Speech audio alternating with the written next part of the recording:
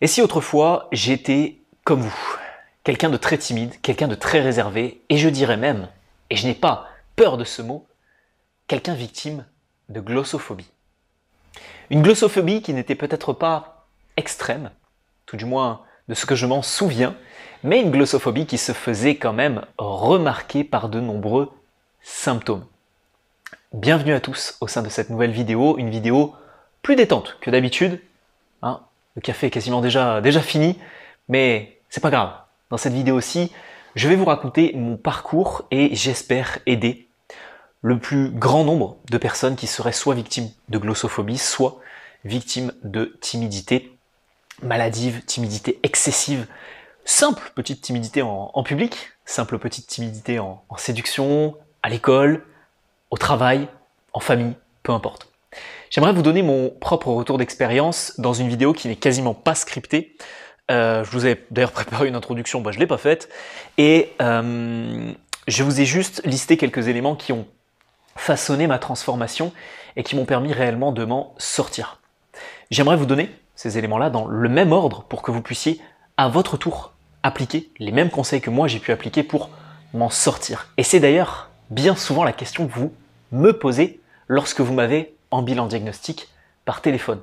C'est William, tu as créé la formation Aisance illimitée, tu as créé une méthode qui permet vraiment de sortir de sa timidité avec beaucoup d'élèves qui ont eu énormément de résultats. J'ai d'ailleurs reçu récemment une vidéo d'une élève qui se filme en plein Londres, en plein public, alors qu'il y a de ça quelques mois, elle n'aurait pas pu faire ça à cause du stress et à cause de la pression sociale. Et comment j'en suis arrivé aujourd'hui à accompagner les personnes à faire cette même transformation? En fait, tout a commencé, je me souviens, au collège. À peu près quand j'avais 14-15 ans, quelque chose comme ça. Alors quand j'étais plus petit, j'étais un petit peu plus rondouillé. Hein, donc quelques petites moqueries, mais bon, rien non plus de très grave. Et de ce que je me souviens, j'ai toujours été assez réservé, assez timide, pas forcément ultra sociable. Pourtant, mes parents m'ont quand même mis dans des activités physiques, des activités sportives quand j'étais plus jeune, mais j'étais pas forcément hyper à l'aise dans tout ça. J'ai fait 10 ans de basket, j'ai fait du judo, j'ai fait 1 an de natation aussi, mais pourtant, à l'école, j'étais pas du tout à l'aise et j'avais beaucoup de symptômes de la glossophobie. Le rougissement, déjà, ça c'était ma petite spécialité. Ça c'était mon petit chouchou. C'était vraiment la petite tomate. Plus vous rougissez, plus les autres vous regardent, plus les autres vous font des réflexions. Ça, je l'ai très très bien connu, ce cercle vicieux. Vous avez chaud, vous savez plus où vous mettre. Bon, ça je l'ai très très bien connu.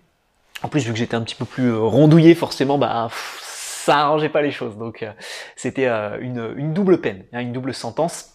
J'avais aussi les mains qui devenaient très très moites, donc j'ai souvent tendance à transpirer pas mal au niveau des mains, c'est pour ça que malgré la muscu, j'ai pas forcément ici les mains extrêmement sèches, mais j'avais les mains qui tremblaient beaucoup aussi, j'avais la voix qui se bloquait littéralement, je pouvais trembler même au niveau des jambes sur certaines prises de parole que je devais faire debout.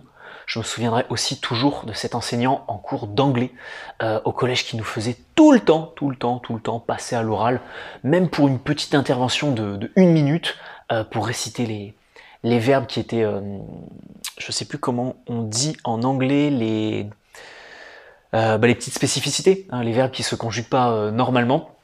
Vous m'en excuserez, j'ai oublié le mot. Mettez-le en commentaire de la vidéo. Aidez-moi, aidez votre coach en communication. Pas les irrégularités, les exceptions. Voilà, les exceptions en anglais sur certains mots. Et à chaque fois, il nous faisait passer à l'oral. Même pour 30 secondes, même pour 1 minute. Il adorait ça. Et je pense que ça a aidé beaucoup de personnes à se confronter à la prise de parole. Donc c'est pas un mauvais exercice. Par contre, pour moi, c'était un calvaire, une torture. Alors comment j'en suis arrivé à avoir ce déclic? Le premier élément que j'ai mis en place, quel que soit votre âge, je pense que vous pouvez aussi le mettre en place, c'est de commencer à prendre la parole dans une situation dans laquelle vous n'êtes pas surexposé. Typiquement, moi, j'ai commencé vraiment à beaucoup plus prendre la parole en cours pour des petites interventions où j'étais assis. Pas sur des interventions quand on devait parler en public. Moi, en fait, j'adorais. J'avais 2-3 spécificités. J'ai jamais été forcément extrêmement scolaire, mais il y avait 2-3 matières où vraiment j'excellais, les mathématiques, la SVT, un petit peu la physique aussi. L'histoire, forcément, j'adorais ça, même si j'avais pas de très bons résultats. Et à chaque fois que j'avais une bonne réponse, j'hésitais vraiment pas. Je levais la main, bon pas non plus trop haut, mais je levais la main, le professeur m'interrogeait et ça me permettait justement d'accumuler parfois des points de participation en cours. Et je me rappelle, ma meilleure amie de l'époque, ce que je me forçais toujours à faire avec elle, c'était en cours d'histoire, vu qu'il y avait une note en participation. Des fois, je lui donnais la bonne réponse, comme ça, je lui disais, vas-y, dis cette réponse-là, comme ça, tu vas pouvoir aussi participer et améliorer ta note en participation. Et ça m'a beaucoup aidé. Pourquoi? Parce que quand vous avez une classe, moi souvent en plus, je me mettais tout au fond, quand vous prenez la parole, vous donnez une bonne réponse, il n'y a pas tous les élèves qui se retournent. Donc fatalement, ce qui se passe, c'est qu'en fait, vous n'avez pas cette pression. Vous avez la pression de l'enseignant, vous avez la pression de parler. Donc si vous dites une ânerie sur une bataille dans l'histoire, que la bataille de Marignan, vous dites que ça s'est passé à peu près en 1850, 1950, quelque chose comme ça, 1918, 1914. Bon bah là forcément vous passez pour un abruti. Mais même si vous vous trompez, il n'y a pas non plus cette énorme pression. Alors des fois il y a des rires, des choses comme ça, mais au moins vous êtes assis, vous vous cachez facilement. Alors que quand vous êtes vraiment face à vos interlocuteurs, là c'est plus compliqué. Maintenant, si vous n'êtes pas au collège, si vous n'êtes pas au lycée, si vous n'êtes pas à l'université, vous faites comment? Si vous n'êtes pas dans un amphithéâtre, commencez peut-être par prendre la parole en réunion au travail. Je sais que quand je travaillais chez Blédina, on faisait très souvent des réunions. Je sais plus, je crois que c'était tous les vendredis, c'était juste avant de rentrer en week-end. On faisait souvent des réunions avec toute l'équipe qualité.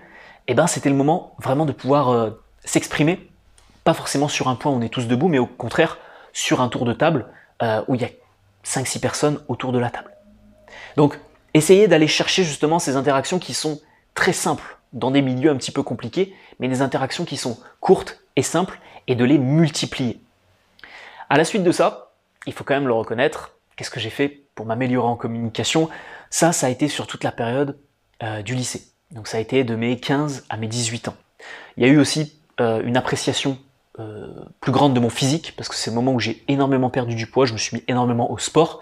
Et donc, comme j'en parle dans ma formation Aisance illimitée, l'aisance que vous allez avoir en public, en société, commence d'abord par une aisance avec vous-même. Si vous ne vous appréciez pas, si vous ne prenez pas soin de vous, si vous n'appréciez pas votre physique, si vous vous trouvez trop maigre, trop gros, trop ceci, trop cela, fatalement en public, vous allez renvoyer une image de vous qui est forcément fébrile. Et donc vous vous exposez à des tacles, à des moqueries, à ceci, à cela.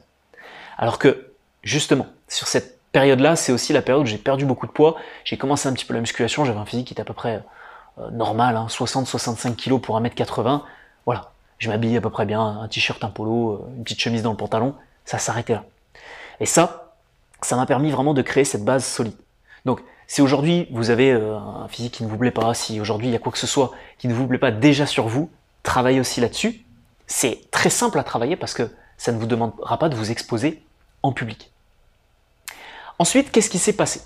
Là, c'est le moment, une fois que vous avez fait ça, j'ai envie de vous dire, il n'y a pas besoin d'investir dans des bouquins, dans une formation, dans du coaching, dans quoi que ce soit. Déjà, vous mettez ça en place. Bon. En plus de regarder quelques vidéos YouTube de temps en temps. Après, il faut être sérieux. Si ça fonctionne toujours pas, si vous avez besoin d'une forte exposition, parce que vous êtes commercial, vendeur, parce que vous avez vraiment une grande ambition et vous avez besoin de vous libérer de cette glossophobie, il faudra passer à un cap supérieur, il faudra passer à l'apprentissage des bonnes stratégies. L'apprentissage des méthodes peut se faire de plein de manières possibles. Si vous avez très peu de temps et un bon budget, investissez dans du coaching ou quelque chose en présentiel. Ça coûtera vite plusieurs ou quelques milliers d'euros, 1000 euros, 1500 euros, 2000 euros, 2500, 3000 euros pour du coaching sur le long terme, pour un an de coaching, pour une formation présentielle sur l'aisance et la prise de parole. 2 jours, vous regardez ça sur internet, ça coûte rapidement 1500, 2000 euros chez un organisme de formation. Si vous avez un budget plus faible, quelques centaines d'euros, investissez dans une très bonne formation. Si vous avez à peine une centaine d'euros, achetez des bouquins sur le sujet. Vous allez sur Amazon, vous allez chez votre petit libraire favori, vous achetez 5 bouquins, un livre en France c'est à peu près 15 euros. Allez, vous achetez 5-6 bouquins sur le sujet, vous dépensez 70-80 euros au total, et vous avez de quoi lire pendant à peu près, allez, même si vous n'êtes pas un très grand féru de lecture, vous avez de quoi lire pendant à peu près 1 an, et vous allez apprendre de nombreuses stratégies. L'écoute active, les silences, comment formuler une phrase, quels sont les petits mots intéressants, etc. Après, quel que soit le support que vous utilisez, même si vous avez 0 € de budget, bon, faut quand même aller Moi-même, à l'époque où j'étais étudiant, je suis quand même allé travailler pour pouvoir financer certains projets, etc. Mais même en ayant 0 € de budget, vous pouvez trouver des solutions, des exercices. Cette chaîne YouTube regorge de conseils. Le plus intéressant, c'est d'apprendre. C'est d'avoir cette soif d'apprendre, c'est d'avoir cette soif de se développer, d'être suffisamment ouvert d'esprit pour se dire, par rapport à la fameuse courbe, vous savez, de la confiance sur certains sujets, je ne connais rien et j'ai envie d'apprendre. Voilà. Si vous faites déjà ce travail-là, même si vous apprenez une certaine quantité d'informations et que vous en retenez que quelques-unes, hein, c'est ce qu'on fait tous de toute façon, ce sera toujours ce plus que vous pourrez ensuite appliquer. Et vous serez bien plus à même d'être confiant lorsque vous allez appliquer ces stratégies, parce que vous les avez apprises dans une formation, du coaching, un livre ou une vidéo gratuite d'un petit chauve sur YouTube, peu importe. Donc, cette phase justement d'apprentissage est extrêmement importante. Si vous avez la chance d'être dans une école de commerce, si vous avez la chance d'avoir des cours de communication, mais d'aussi loin que je me souvienne, en DUT agroalimentaire, alors j'étais dans la spécificité biologie agroalimentaire, on avait des cours de communication avec un très bon enseignant, Monsieur Dupeux, s'il passe sur cette chaîne YouTube, c'est avec grand plaisir que je le salue, mais en termes de communication pure, ce qu'on allait apprendre, c'était pas non plus exceptionnel. Moi, tout ce que j'ai appris, je l'ai appris soit dans des formations, soit en prenant du coaching avec certains Américains, soit en lisant certains ouvrages. Une fois que vous avez fait ce travail-là, appliquez aussi. Parce que c'est le moment où vous allez pouvoir tirer les plus grands bénéfices. Et là, ce qui va être très important, c'est pour ça que moi, je propose de la formation, parce que les bouquins, c'est intéressant, mais c'est un travail de longue haleine. La formation, le grand avantage, c'est que vous apprenez, vous appliquez. Vous apprenez, vous appliquez, vous apprenez, vous appliquez, vous apprenez, vous appliquez. Et dans une bonne formation, vous avez même des outils pour traquer vos résultats, pour voir vos progrès, pour avoir peut-être un accompagnement avec un coach. C'est le cas avec moi. Quand quelqu'un me prend une formation, je peux le suivre, le coacher, avoir vraiment une traçabilité sur ses résultats. Et c'est cette confiance qu'il va emmagasiner qui va lui offrir cette possibilité de sortir de sa timidité, de son stress social et de sa glossophobie. Et ensuite, aller chercher la mise en application dans des niveaux de difficulté différents. Pour ma part, qu'est-ce que j'ai choisi de faire? D'abord, ça a été dans le milieu universitaire. Ça a été en DUT, agroalimentaire, quand j'ai validé mon bac+2, ça a été quand j'ai validé même mon bac+3 et ma licence professionnelle derrière. J'ai vraiment, dans le milieu universitaire, avec les enseignants, avec les nouveaux élèves, dans ma vie personnelle, cherché à appliquer tout ça, en soirée, etc. Peu importe. Ok. Une fois que ça a été fait, parce qu'il n'y a pas de pression, parce qu'il y a certes un petit peu de jugement, mais il n'y a pas de réelle pression, les gens ne sont pas là pour vous recruter, c'est pas de la séduction, il n'y a personne qui va vous rejeter fondamentalement. Une fois que vous avez fait ça, à ce niveau-là, moi je suis parti sur la partie professionnelle. J'avais développé une agence où je proposais la création de sites internet, de l'email marketing, du référencement web avec des entreprises. Donc j'ai fait beaucoup d'appels téléphoniques pour pouvoir démarcher des entreprises. Je suis allé aussi en physique, voir beaucoup d'entreprises. Ça a été le même moment où j'ai développé, j'étais en licence professionnelle, donc il y avait un contact client permanent. Donc d'un point de vue professionnel, ça a été l'année de mi-2018 à mi-2019, parce que l'année d'après il y a eu le Covid. Donc ça a été de mi-2018 à mi-2019, donc sur les années scolaires, septembre-septembre, que j'ai pu vraiment développer cette part professionnelle et y aller à fond, à la fois avec mon alternance, avec la licence et aussi avec mes deux activités, parce que j'avais Charisme Développement, plus mon agence de web marketing finalement. Et une fois que ça a été fait, ensuite il y a eu le Covid, et une fois que tout ça s'est arrivé, là je me suis intéressé vraiment à la part séduction. Drague de rue, séduction dans mon quotidien, et là je me suis intéressé à la psychologie vraiment sur la partie séduction qui est peut-être, je pense, la plus compliquée. Parce que vous devez à la fois vous vendre, comme sur la part pro, mais en plus plaire, il va falloir plaire physiquement à la personne, créer une certaine tension, ce qu'il n'y a pas forcément sur la partie professionnelle. Et une fois que vous avez vraiment développé tout ça, normalement, je dis bien normalement, la glossophobie, elle est très très loin derrière vous. Voilà donc comment j'ai fait pour m'en sortir de A à Z avec le plus de transparence possible. Encore une fois, la phase qui va être clé, c'est la phase d'apprentissage des stratégies. Plus vous la réduisez dans le temps, plus vous aurez la possibilité vraiment de sortir rapidement de cette situation. Bien sûr, ça dépendra de votre budget. Si le budget c'est 0, il faudra essayer de faire un maximum d'efforts en un minimum de temps, en apprenant, même si ça va être compliqué parce que ça va être totalement déstructuré, et en essayant d'appliquer en même temps.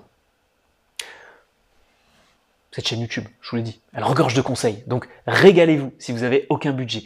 Si vous avez par contre les moyens de vous former, Aisance illimitée, c'est la meilleure formation sur le sujet. C'est pas la plus onéreuse en plus. Si vous voulez connaître le prix, plus d'informations sur le programme, réservez un appel avec moi. Le lien sera dans la description de cette vidéo. Je vous attends nombreux et nombreuses en appel. Si vous avez vraiment cette envie de sortir de votre glossophobie, ce sera un vrai plaisir pour moi de vous accompagner à faire cette même transformation que j'ai pu faire pour moi et pour de nombreux élèves. On se donne rendez-vous sur le programme Aisance illimitée et pour les autres, on se donne rendez-vous dimanche prochain pour faire évoluer votre charisme dans le temps. C'est aussi une vidéo de témoignage, je vous donnerai ma philosophie du charisme à travers le temps. Comment vraiment faire développer votre personnalité tout en faisant changer justement votre charisme à travers l'âge. Vous verrez, c'est une vidéo assez intéressante, c'est un contenu assez inédit sur YouTube. Je vous partagerai vraiment ma philosophie avec la plus grande des transparences. Et je vous dis à dimanche prochain.